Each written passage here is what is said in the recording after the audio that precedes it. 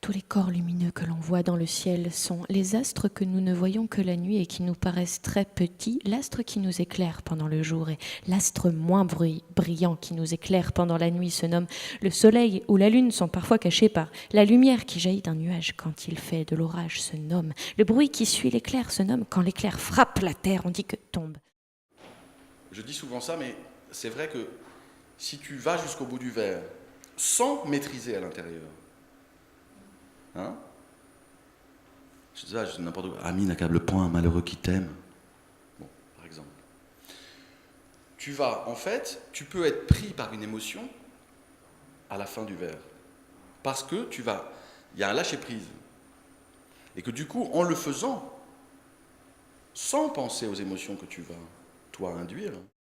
Une table qui vient d'être faite est une table qui sert depuis longtemps, est une table qu'on déplace facilement, est une table difficile à déplacer, une table dont toutes les parties tiennent bien ensemble, est une table dont toutes les parties remuent au moindre choc, et une table recouverte de peinture, est une table à laquelle des écoliers ont fait des entailles, est une table sur laquelle de l'encre a été répandue, est une table dont le dessus est partout à la même hauteur, est une table dont le dessus est en pente. Un automne pendant lequel il pleut souvent, quand l'automne passe vite comme s'il fuyait. On dit qu'il est un automne pendant lequel il y a souvent de la brume et un automne à la fois pluvieux et brumeux est l'automne parce qu'il n'est ni trop froid ni trop chaud. On dit automne parce que la lumière n'est pas vive comme en été et un automne pendant lequel il y a souvent des nuages. Et l'automne est parce qu'un voile semble couvrir le ciel. L'automne est parce qu'il dispose à la rêverie triste. C'était un peu triste. Tu vois, donc tout était, tu vois. Hein, ce sont des bons petits exercices d'ailleurs, ça, parce que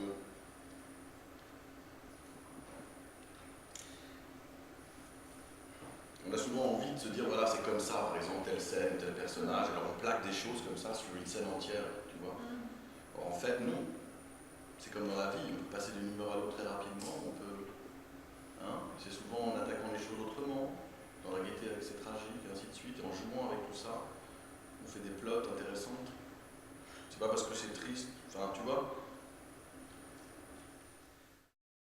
L'astre qui nous éclaire pendant le jour et l'astre moins brillant qui nous éclaire pendant la nuit se nomme le soleil ou la lune, sont parfois cachés par la lumière qui jaillit d'un nuage quand il fait de l'orage, se nomme le bruit qui suit l'éclair, se nomme quand l'éclair frappe la terre, on dit que tombe. Une table qui vient d'être faite est une table qui sert depuis longtemps, est une table qu'on déplace facilement, est une table difficile à déplacer, une table dont toutes les parties tiennent bien ensemble, est une table dont toutes les parties remuent au moindre choc, est une table recouverte de peinture, est une table à laquelle des écoliers ont fait des entailles, est une table sur laquelle de l'encre a été répandue, est une table dont le dessus est partout à la même hauteur, est une table dont le dessus est en pente. Venir au monde, c'est perdre la vie, c'est devenir grand, c'est devenir vieux, c'est tomber dans un état momentané qui ressemble à la mort.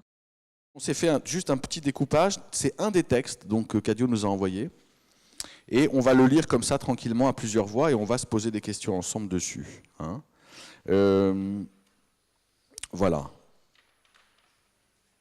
Mais considérons-le comme quelque chose qui est plutôt monologué, c'est-à-dire quelque chose qui finalement serait plutôt pour un seul comédien.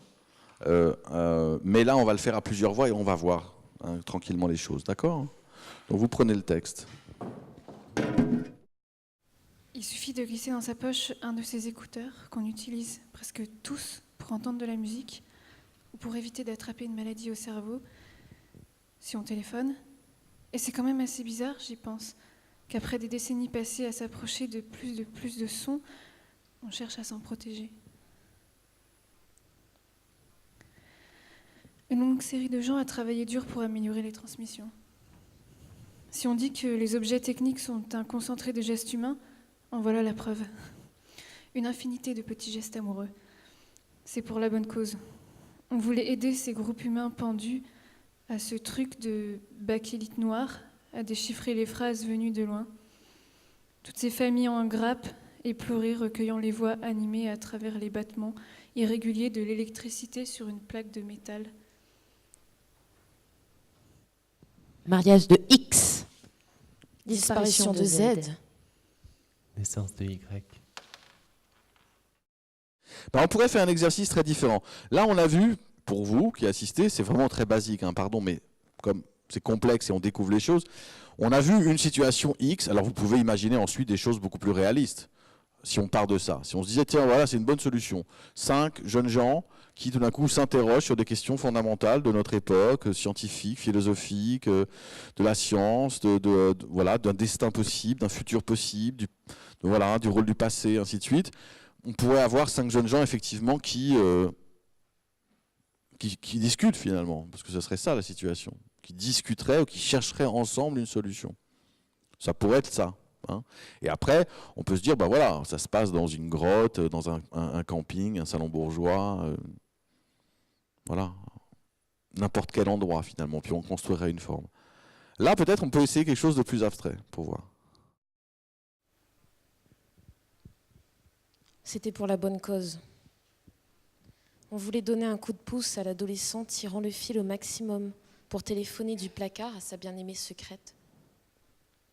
On voulait améliorer la voix de la grand-mère d'un futur narrateur, transmettre la position d'un espion perdu dans la neige. Ohé, ohé, allez, au travail. On passe du cuivre au carbone, on numérise, on déploie des fibres. On voulait ardemment entendre la respiration de l'autre. Et maintenant, voilà qu'on veut y échapper. C'est le monde à l'envers. On a été trop loin. Les ondes sont dangereuses. On n'est plus à la bonne échelle. On est à la même taille que les virus et les monstres.